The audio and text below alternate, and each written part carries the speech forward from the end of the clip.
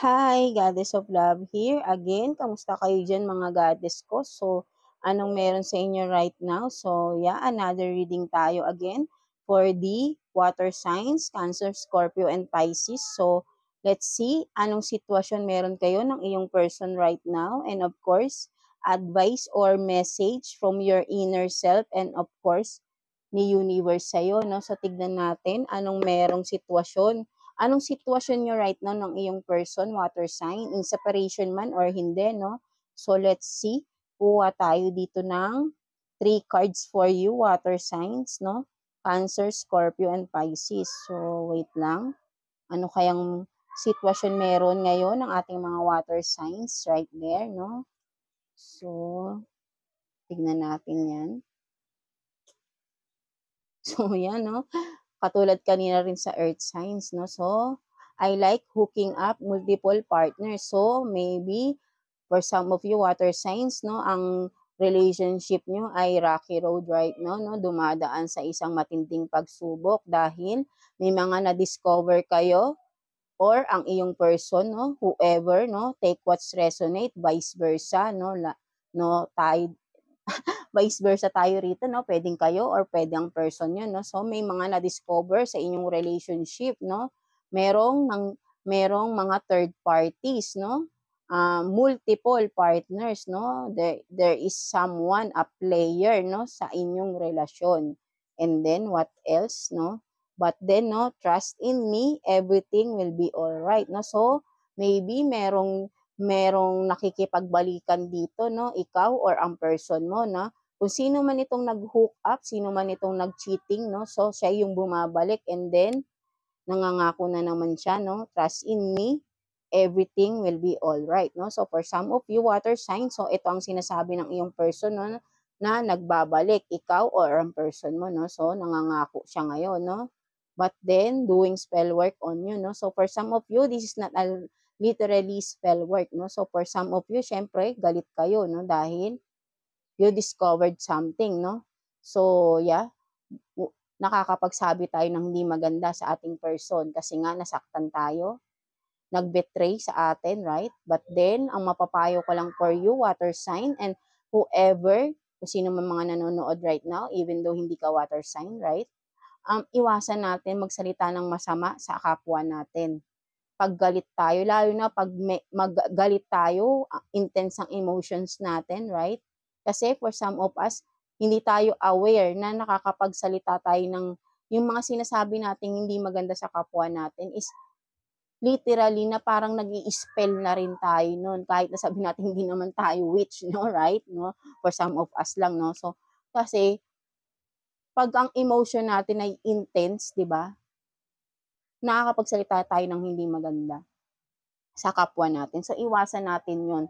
Kasi, whatever na binabato natin sa kapwa natin na negative, is soon babalik rin yun.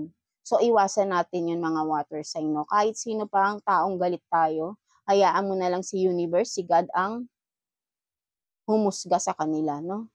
So, hayaan nyo na lang sila, di ba? So, yeah, that's it for you, water sign, no? So, nakakalungkot naman, no? Maybe past person yun na itong tao na ito, no? That's why, until now, is galit kayo or galit kayo sa isa't isa, no? Something like that. So, tignan naman natin anong message ng iyong inner self, water sign, no? Tignan natin, message or advice for you ng iyong inner self, water sign. Kuha tayo ng 2 cards here. So, tignan natin message or advice sa'yo ng iyong inner self. So, you have this, what is this? Desire, no? So, yan, no? Sabi ng iyong inner self dito, water sign, no? Intense ang iyong desire, no? Doon sa iyong partner, maybe, with this fire, no? Kumaga, fiery talaga yung desire mo, yung attraction mo, that's why fiery din yung galit mo, no? Matindi yung galit mo, water sign, sa iyong person na nang betray or vice versa, matindi ang galit ng iyong person dahil nag-betray ka, water sign, no? So, take what's resonate. So, sinasabi ng iyong inner self dito is, hayaan mo na kung nasaktan ka ng iyong person. Yes, masakit yun, diba? Pero yung galit mo, sana ay unti-unti na ring patawarin mo na, hayaan mo na si God na lang ang bahala sa mga taong nagkasala sa'yo, 'no? With this desire, makikita mo kumbaga, for me, ay iba kasi yung nakikita ko dahil parang galit, yung nakikita ko. You have this desire na na galit ka dun sa tao na nakasakit sa'yo, 'di ba? Or vice versa, maybe yung person mo, nasaktan mo, galit na galit siya sa'yo, no?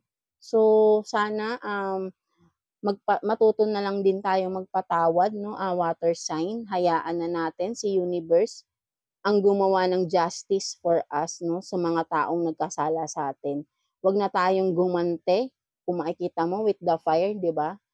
May intention kayong gumante, something like that. Hayaan niyo na lang si universe, please, 'no? Sabi ko nga, kung ano yung masamang ginagawa natin, masamang naiisip natin sa kapwa natin, babalik at babalik din sa atin yun, 'no? So, yeah, what else? For you naman, 'no, for some of you, sabi ng iyong inner self, you have this leadership, 'no? Sabi ng iyong inner self, maybe for some of you, water sign is na napapanghinaan kayo ng loob, 'no? For some of you, maybe may mga may mga tao kayo or may mga dapat kayong gawin, but then napapanghinaan kayo ng loob, something like that, 'no? Pero sinasabi ng iyong inner self with this leadership, 'no, kaya mo 'yan, you are capable of this, kung ano man itong gusto mong gawin, 'di ba? Na natatakot kang simulan, sabi ng iyong inner self is kaya mo 'yan, 'di ba? You are capable, you have the strength like a leader, or you are a leader, literal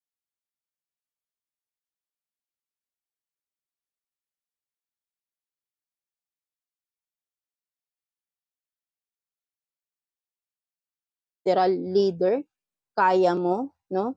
Basta lakasan mo lang, have the courage, 'no, to start whatever it is, 'no, water sign, 'no. So, 'yan, 'no, ayun ang sinasabi ng iyong inner self, 'no.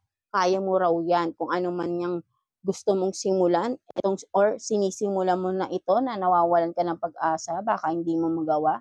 Sabi ng inner self mo, kaya mo daw 'yan, 'no. So, stay focused lang sa goal mo para magawa mo ng maayos. So, yeah, that's it. And tignan naman natin anong message ni universe, 'no, ni God for you, water sign, Cancer, Scorpio, and Pisces.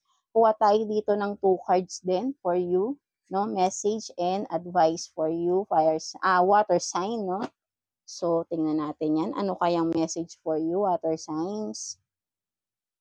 So, you have this earth, learning how to be human in the world, but not what is this, but not of it, no? So, yeah, for me, I think this one is, yun nga, no, may kinalaman to doon sa iyong, sa sinasabi ng iyong inner self, no, yung sa leadership, yung nawawalan ka na napapanghinaan ka ng loob, no, for some of you, no. So, sinasabi sa iyo ni universe is wag kang mawala ng loob, 'di ba? Maybe, takot ka, dahil takot kang simulan 'yan, takot ka na maybe for some of you ay kumbaga ay, yun nga is, feeling niyo wala kayong kakayahan na something na para gawin yun, 'no, 'di ba?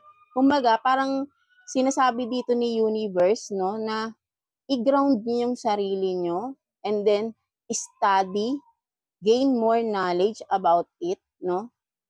Para maging confident kayo kung feeling nyo ay kulang pa ang inyong kaalaman, something like that. So, gain more knowledge, do a research para mas mapagtibay kung ano man tong mga nasa isip nyo, maybe kung ano man tong mga gusto nyong i-create, no? Something like that, water sign, no? So, maybe you are still lacking of something, no? Kaya medyo napapanghinaan ka ng loob, no? So, kumbaga, do some research, no? Gain more knowledge about it kung whatever it is, no? Para kumbaga, in the right time, you are ready to show it, no? Kumbaga, kung ano man ito, ready to show off the world, no? Kung ano man ito, kumbaga, may magandang resulta to para sa'yo at sa mga tao sa paligid mo, maybe sa mundo, makakatulong, something like that, no? For some of you, no? So, kumbaga, yun nga, yung kailangan mo lang maging focus focus na matuto pa, matutunan pa, no? Something like that, no? So, ayun yung nasisense ko rito. And what else? All paths leads home, no? Inner authority, intuition, turn your gaze within, no? So, yan, no? So, ayun nga din sinasabi rito. Listen to yourself, no? Inner self, your intuition, 'di ba? Siguro nakikinig ka sa ibang mga tao, no? So, why not pakinggan mo yung sarili mo, your gut feeling, no? Dahil ikaw naman yung kikilos nito eh, right? 'Di ba? Ikaw mismo ang magli-lead para sa sarili mo. Kung ano man yung goal mo, ikaw lang din yung magli-lead towards your goal, no? So, kailangan mas tulungan mo yung sarili mo, sundin mo, ikaw dapat ang masusunod para sa sarili mo, hindi ang ibang tao. Something like that, no? So, yeah, that's it for you para makarating ka doon sa home, sa goal mo, no? Something like that, no? So, yeah, that's it for you, water sign, no? So, I hope naka-resonate kayo sa ating reading today, no? So, yeah.